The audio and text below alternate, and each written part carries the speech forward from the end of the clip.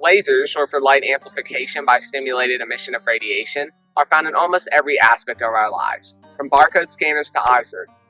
To understand lasers, let's first discuss coherent versus incoherent light. Think of light as a choir where the photons are singers. The photons of coherent light, like laser light, have the same frequency and phase as they sing in harmony and in sync. This produces an intense beam. The photons of incoherent light, like sunlight, oscillate at different frequencies and phases, like singers who are dissonant and out of sync. This produces lower intensity light. So how is laser light produced?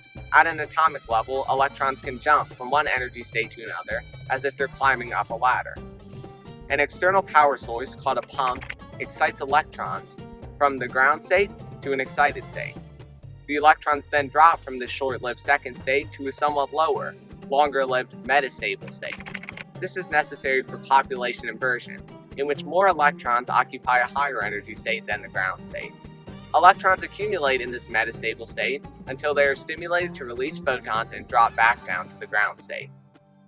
Once excited electrons outnumber ground state electrons, they can feed a chain reaction.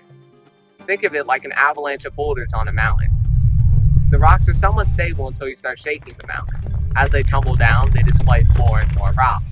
Each photon with the frequency of the energy gap stimulates the emission of a clone with the same frequency and phase when it scatters off an excited electron. All of this happens inside an optical cavity, which has one partially reflective and one fully reflective mirror at either end.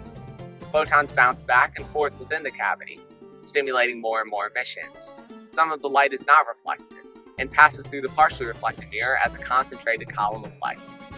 These light wires provide a promising future for medicine, energy production, and even the terraforming of planets.